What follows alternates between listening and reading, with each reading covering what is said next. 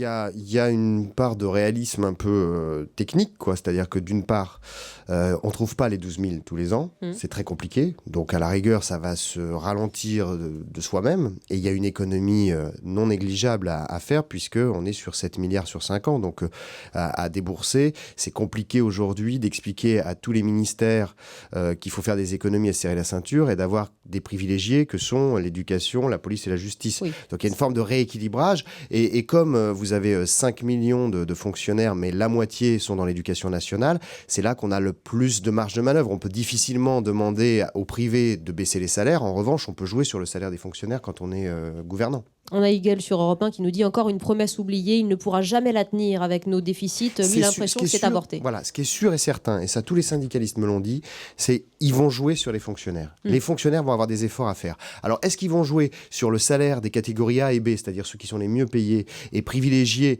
les catégories C, c'est-à-dire ceux qui gagnent moins de 2 000 euros? C'est une piste, mais il semble que celles qui tiennent la corde, effectivement, pour l'instant, c'est celle de jouer sur cette promesse de professeurs en plus à l'issue des 5 ans, sachant que si on en a 45 000 au lieu de 60 000, ça reste quand même 45 000 profs de plus sur 5 ans. Une dynamique déjà.